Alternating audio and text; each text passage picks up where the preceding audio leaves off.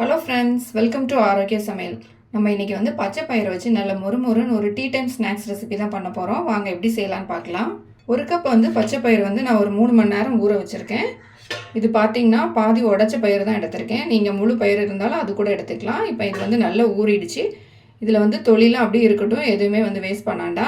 நம்ம வந்து தண்ணியை வடிகட்டிட்டு மிக்சியில் போட்டு அரைச்சி எடுத்துக்கலாம். இதை மிக்சி ஜார் எடுத்துக்கலாம். இதில் வந்து ஒரு சின்ன துண்டு இஞ்சி வந்து நல்லா சின்ன சின்னதாக கட் பண்ணி வச்சுருக்கேன். இதை நம்ம இது கூட போட்டுக்கலாம். தண்ணியை வந்து நல்லா வடிச்சிட்டு நம்ம வந்து இந்த பச்சை பயிரை வந்து உள்ளே சேர்த்துக்கலாம். இதில் வந்து நம்ம தண்ணி எதுவும் சேர்க்காம தான் அரைச்சி எடுக்கணும். இப்போ இதை வந்து அரைச்சிட்டு வந்துடலாம். நான் அரைச்சி எடுத்துகிட்டு வந்துட்டேன். இப்போ பார்த்தீங்கன்னா நைஸாக அரைக்காண்டா, கொஞ்சம் வந்து நரன்னு அரைச்சா போதும். அப்போ தான் வந்து டேஸ்ட் நல்லாயிருக்கும். இப்போ நான் மீதி இருக்க வந்து பயிரையும் அரைச்சிட்டு வந்துடுறேன். ஆனால் நம்ம வந்து இதில் வந்து முழு பயிரையும் அரைக்காமல் இதில் வந்து ஒரு கைப்பிடி அளவுக்கு எடுத்து வச்சுக்கலாம். இது வந்து நம்ம கடைசியாக சேர்க்குறதுக்கு வந்து தேவைப்படும். அதனால் இது அவ்வளோத்தையும் எடுத்து வச்சுட்டு நம்ம மீதி எல்லாத்தையும் அரைச்சி எடுத்துக்கலாம். எல்லாத்தையுமே வந்து அரைச்சிட்டு நான் வந்து ஒரு மிக்சிங் பவுலில் வந்து மாற்றிட்டேன். இப்போ நமக்கு பார்த்திங்கன்னா அந்த கலர் வந்து க்ரீன் கலரில் இருக்குது. ஆனால் வந்து இதை வந்து நம்ம வந்து ஒயிட் கலர் ஆகிற வரைக்கும் நல்லா மிக்ஸ் பண்ணிக்கணும். அதனால ஒரு விஸ்கி இல்லைன்னா ஒரு ஸ்பூன் வச்சுட்டு இதை வந்து நல்லா மிக்ஸ் பண்ணிக்கோங்க. ஒரு 5 நிமிஷம் நல்லா கைவிடாமல் மிக்ஸ் பண்ணிங்கனாலே போதும். இதோட கலர் வந்து நல்லா சேஞ்ச் ஆயிரும்.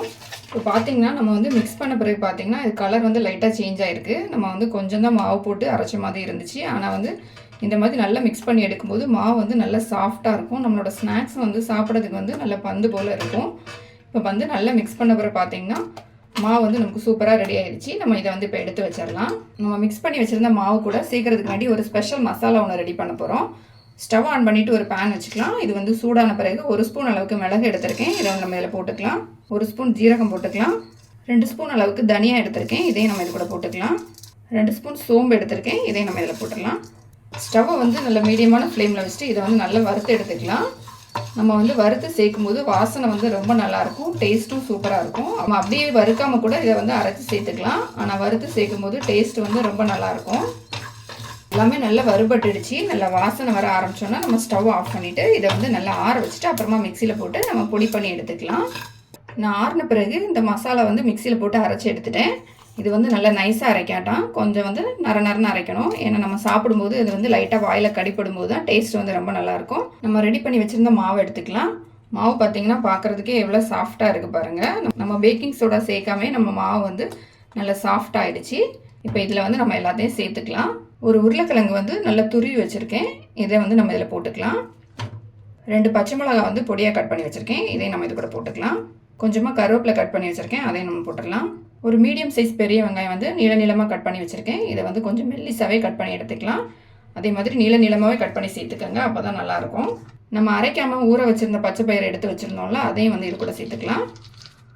நம்ம மிக்சியில் பொடி பண்ணி வச்சுருந்த அந்த மசாலாவும் இது கூட போட்டுக்கலாம். நம்ம வறுத்து அரைச்சிருக்கிறதுனால வந்து வாசனை வந்து ரொம்ப நல்லாயிருக்கும்.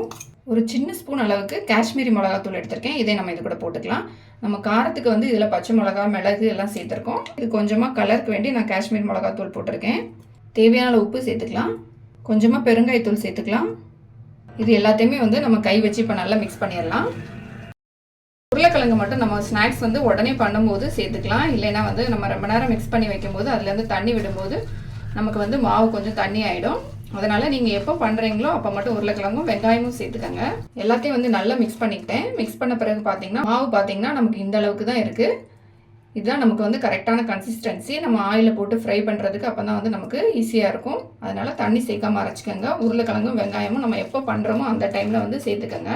ஸ்டவ் ஆன் பண்ணிவிட்டு ஒரு கடாயில் வந்து எண்ணெய் ஊற்றி வச்சுருக்கேன். எண்ணெய் வந்து கொஞ்சம் அதிகமாகவே ஊற்றிக்கோங்க. அப்போ தான் வந்து ஆயிலில் வந்து நல்லா ஃப்ரை ஆகும். நல்ல எண்ணெய் வந்து சூடான பிறகு மாவு வந்து கொஞ்சமாக இந்த மாதிரி சின்னதாக பால் மாதிரி எடுத்துக்கோங்க. எடுத்துகிட்டு நம்ம ஆயிலில் போட்டுடலாம்.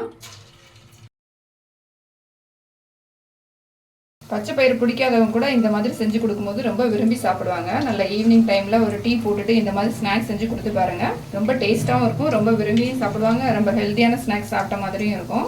ஆயிலில் வந்து 2 சைடும் நல்லா திருப்பி விட்டு நல்ல கலர் வந்து நல்லா சேஞ்ச் ஆகிற வரைக்கும் ஃப்ரை பண்ணி எடுத்துக்கலாம்.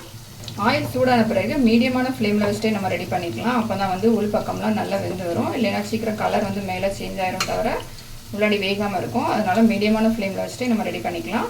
அப்பப்போ வந்து இதை வந்து நம்ம திருப்பி விட்டுட்டே இருக்கலாம். அப்போ தான் வந்து எல்லா பக்கமும் நல்லா வெந்து வரும்.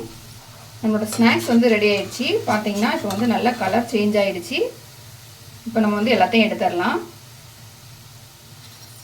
பார்த்திங்கன்னா மேல் பக்கம் வந்து நல்லா கிறிஸ்பியாக இருக்கும், உள்ளாடி வந்து நல்லா சாஃப்டாக இருக்கும். ரொம்ப டேஸ்ட்டாகவும் இருக்கும். கண்டிப்பாக ட்ரை பண்ணி பாருங்கள். நம்மளோட டேஸ்ட்டான அதே மாதிரி நல்ல ஹெல்த்தியான ஸ்நாக்ஸ் வந்து ரெடி ஆகிடுச்சு. நம்ம மீதி இருக்கிறதையும் ஆயிலில் போட்டு இதே மாதிரி ஃப்ரை பண்ணி எடுத்துக்கலாம். 1 கப் பச்சை பருப்பு வச்சு எப்படி ஒரு டேஸ்ட்டான நல்ல ஹெல்த்தியான ஸ்நாக்ஸ் பண்ணலாம் அப்படிங்கிறத பார்த்தோம். இதை வந்து கண்டிப்பாக ட்ரை பண்ணி பாருங்கள். ரொம்ப டேஸ்ட்டாக இருக்கும்.